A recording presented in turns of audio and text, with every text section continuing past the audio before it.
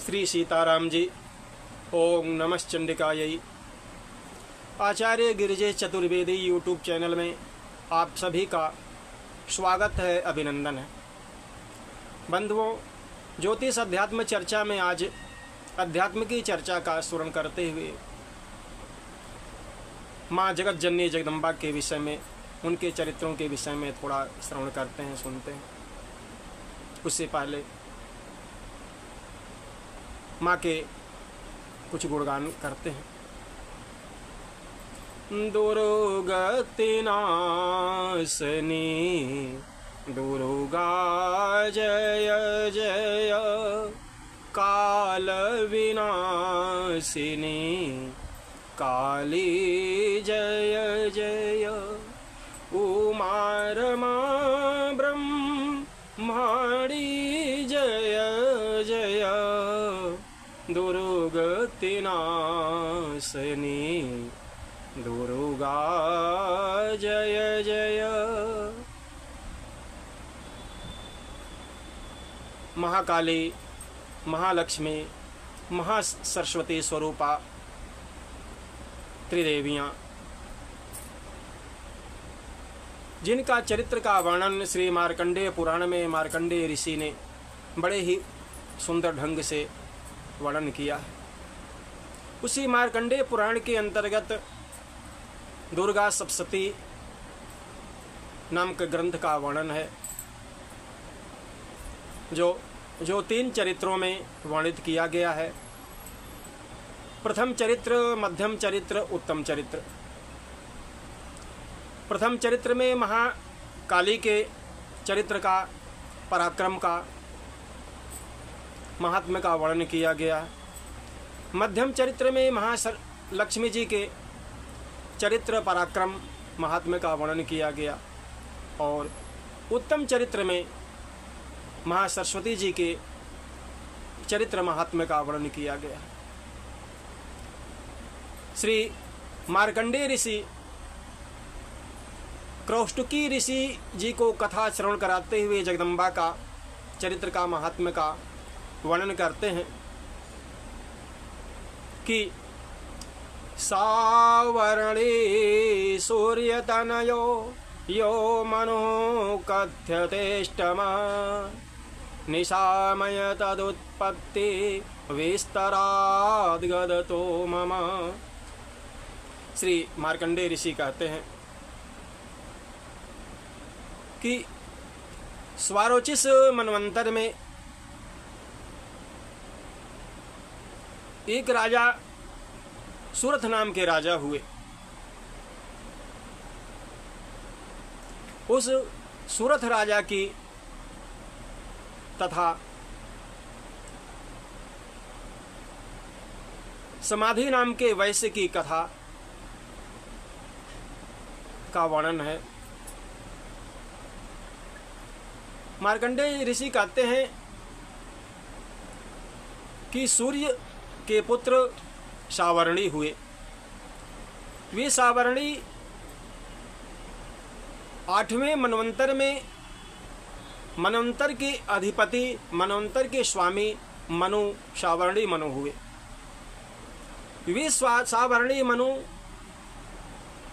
माँ जगदम्बा की आराधना से, माँ जगजननी के अनुग्रह से, उनकी कृपा से वे मनवंतर के स्वामी हुए। वही कथा का वर्णन दुर्गा सप्तशती में किया गया है। मार्कंडेय ऋषि जी कहते हैं कि स्वारोचिष नाम के मनवंतर में एक राजा सूरथ नाम के राजा हुए। वे सूरथ नाम के राजा समस्त भूमंडल पर राज्य करते थे।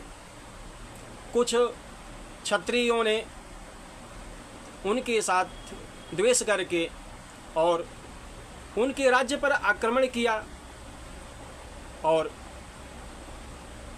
उनका जो राज्य पर आक्रमण करके उन्होंने और जगह से उनके राज्य को छीन लिया, युद्ध में पराजित किया। राजा सूरथ अब एक देश के राजा हुए। समस्त भूमंडल से उनका अधिकार जाता रहा। इसके बाद से उनके राजा सूरत के जो मंत्री थे, उन मंत्रियों ने उनके साथ धोखा किया और उनका जो धन था वह हरण कर लिया। राजा सूरत को बड़ा ही धक्का लगा, दुख लगा, और वे चुपचाप जंगल में चले गए और वन में जाकर के निवास करने लगे। कुछ समय के बाद से उसी जंगल में एक समाधि नाम का वैश्य घूमता हुआ उन्हें दिखाई दिया। राजा सूरत ने उस समाधि नाम के वैश्य से परिचय पूछा कि इस घने जंगल में आप कैसे भ्रमण कर रहे हो, आपका परिचय।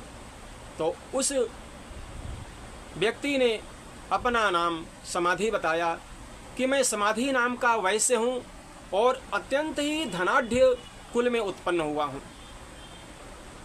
मेरा कुल धनी है, मेरे पास बहुत सा धन था, परंतु धन के लोभ में हमारे परिजनों ने, हमारे पुत्रों ने, यहाँ तक कि हमारी पत्नी ने धन के लोभ में हमसे धन को छीन करके और हमें घर से निकाल दिया है। और मैं दुखी होकर के, अपने परिजनों से दुखी होकर के इस घने जंगल में आया हूँ।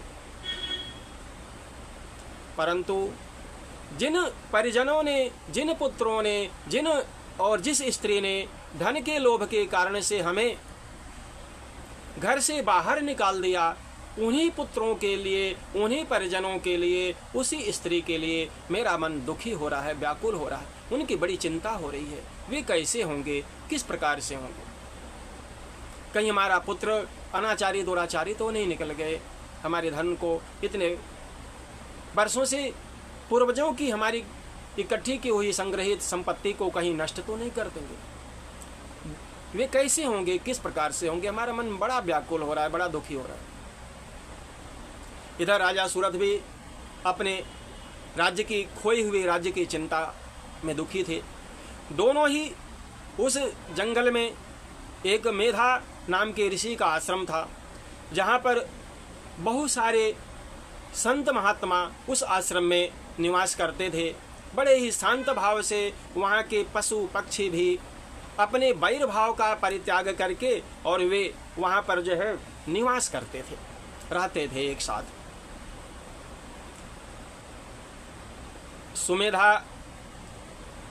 मेधा ऋषि के आश्रम में ये दोनों ही राजा सूरत और समाधि नाम के वैश्य पहुँचते हैं। ऋषि को देख करके चरणों में हाथ जोड़ करके दंडवत प्रणाम किया और बैठ गए। ऋषि ने उनका स्वागत किया, आने का कारण पूछा।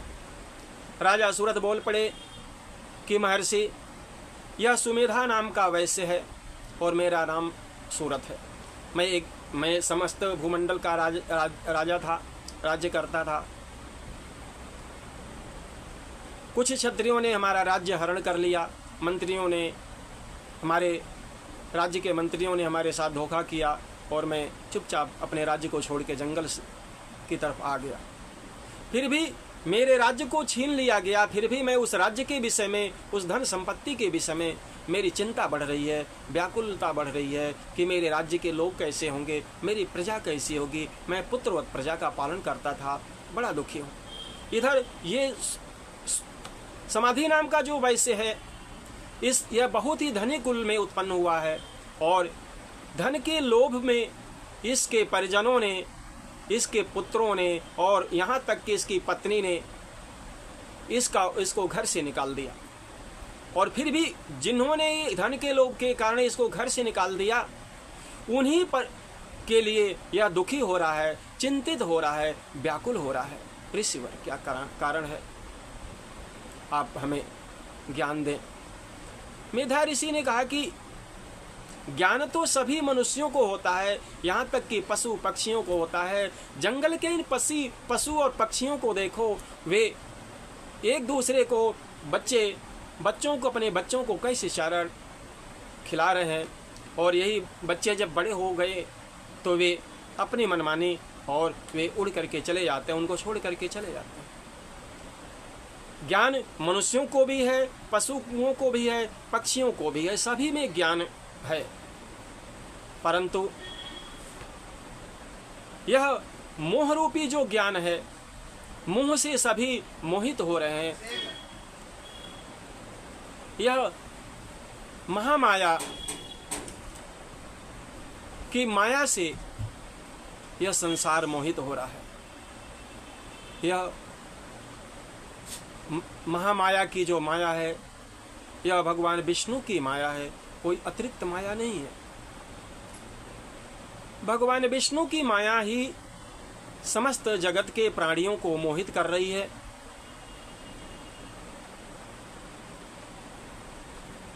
और उसी से सब मोहित हो रहे हैं, और उसी में यह संसार बहुत चक्कर में, बहुत सागर में पड़ा है।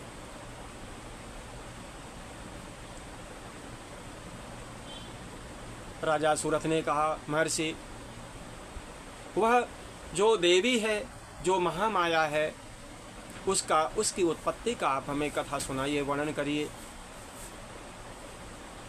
उसका चरित्र, उनके चरित्रों का वर्णन करिए कि वह कैसी है, कैसे उनकी उत्पत्ति हुई। मेधा ऋषि ने राजा सूरथ और समाधि वैश्य को महामाया के चरित्र का, महात्म्य का की कथा सुनाने लगे। एक बार कल्प के अंत में समस्त भूमंडल जलमग्न हो रहा था, खाली केवल जल ही जल दिखाई दे रहा था। उसी जल के बीच में भगवान विष्णु शीश शैया पर शयन कर रहे थे।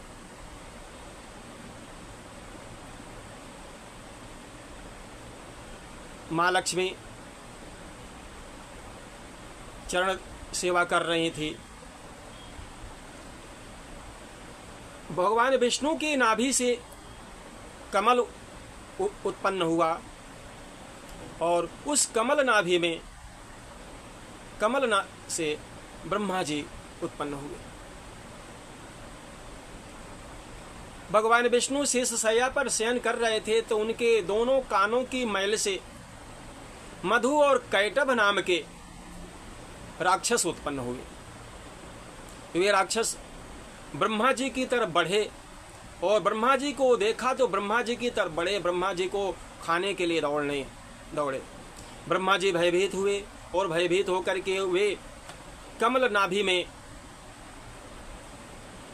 प्रवेश कर गए, छिप गए, और बड़े भयभीत हुए। राक्षसों को, मधु कैटभ को अपनी तरफ खाने के लिए आया हुआ देख करके भगवान विष्णु से शैया पर शयन कर रहे हैं। वहीं ब्रह्मा जी ने निद्रा देवी की स्तुति की, देवी की स्तुति की, हे महामाया, हे देवी, त्वं स्वाहा त्वं स्वधा त्वं हि वखटकारः स्वरात्मिका सुधा त्वमक्षरे नित्यं त्रिधा मात्रात्मिका स्थिता अर्धमात्रा स्थिता नित्या यानोच्चार्या विशेषतः। इसी प्रकार से 15 श्लोकों में ब्रह्मा जी ने निद्रा देवी की स्तुति की।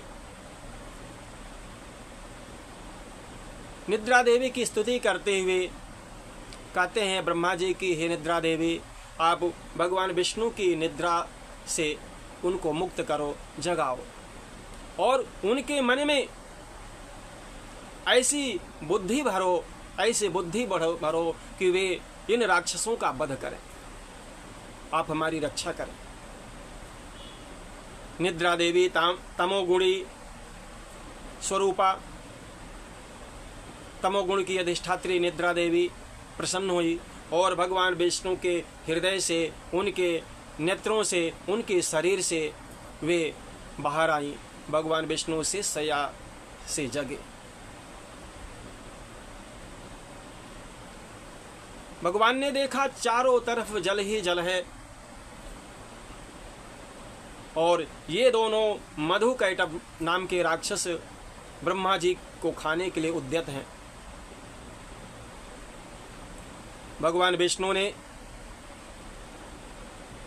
उन राक्षसों के साथ, मधु और कैटभ नाम के राक्षस के साथ उन्होंने 5000 वर्ष तक पंचवर्ष सहस्राणी बाहु प्रहरणो विभु, 5000 वर्ष तक भगवान विष्णु ने मधु और कैटभ से वो उन्होंने युद्ध किया। घमासान युद्ध हुआ, मधु कैटभ परास्त नहीं हो रहे थे। इतने में निद्रा देवी ने मधु कैटभ के चित्त को भ्रमित किया और निद्रा देवी ने भगवान विष्णु की सहायता की। वे दोनों ही राक्षस प्रसन्न होकर के भगवान विष्णु से कहते हैं कि हे विष्णु, हम तुम्हारे युद्ध कौशल से, युद्ध पराक्रम से प्रसन्न हैं, तुम हमसे वर मांगो। भगवान विष्णु ने कहा कि हे राक्षसों, यदि तुम हमें वर देना चाहते हो तो तुम हमें भवेता मध्य में तुष्ठौ मम बध्या उभावपि किमन्नेन वरेणात्र एतावद्धि वृतम मम। हे राक्षसों, तुम हमारे हाथों मारे जाओ।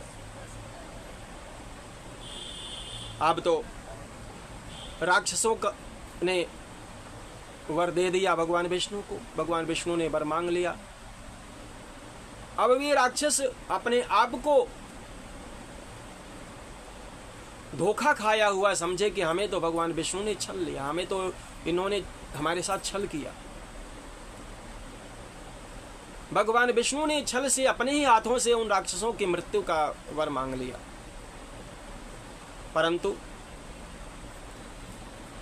पहले के राक्षसों को भी आप देखें, विचार करें कि पहले के राक्षसों ने भी, यदि राक्षस थे, राक्षसी वृत्ति थी, परंतु उन्होंने जो मुंह से कह दिया, जो दे दिया, जो वर मांग दे दिया, जो कह दिया, उस वचन पर अटल और असत्य रहे। यहाँ तक कि अपनी मृत्यु का वरदान देने के बाद भी वे अपने वचन से, अपनी वाणी से, अपनी सत्यता से पलटे नहीं।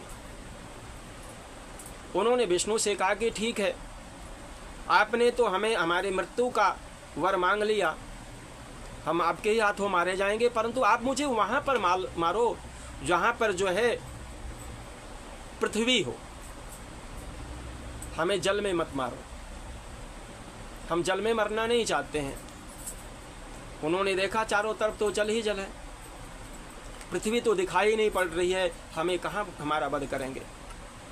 भगवान विष्णु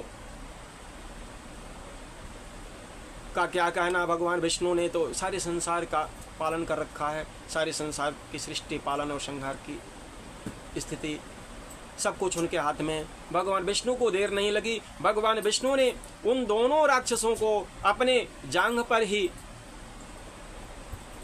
लिटाया और अपने जांघ पर सुला करके अपने चक्र सुदर्शन से उन दोनों राक्षसों का, मधु कैटभ का वध कर दिया। मधु कैटभ राक्षस भगवान के हाथों मारे गए और भगवान की ही ज्योति में वे विलीन हुए। बोले विष्णु भगवान की जय, श्री जगदम्बा पराम्बा की जय। वे दोनों मधु कैटभ मारे गए। मधु कैटभ का भगवान विष्णु ने वध किया। देवी प्रसन्न हुई, ब्रह्मा जी की रक्षा हुई, भगवान ने ब्रह्मा जी के प्राणों की रक्षा की। इस प्रकार से देवी की सहायता से भगवान विष्णु ने ऐसे दुर्धर्ष अत्यंत पराक्रमी मधु और कैटभ का वध किया। यह प्रथम चरित्र के दुर्गा सप्तशती के 13 अध्यायों में प्रथम चरित्र के प्रथम अध्याय में यह महाकाली का महात्म्य और उनकी कथा का वर्णन है। इन्हीं शब्दों के साथ अपनी वाणी को विराम देते हैं। भगवान विष्णु, उनकी महामाया हम सभी के जीवन में आयु, आरोग्य, ऐश्वर्य की वृद्धि करें और प्रभु के चरणों में भक्ति और प्रेम की वृद्धि करें। इन्हीं शब्दों के साथ अपनी वाणी को विराम। जय श्री सीताराम जी। ओम नमः चंडिकाये। यदि अभी तक आपने हमारे YouTube चैनल को सब्सक्राइब नहीं किया हो तो उसे सब्सक्राइब करें, वीडियो लाइक करें, अच्छा लगे को तो एक दूसरे को शेयर करें। या इस ज्ञान चर्चा को बांटे।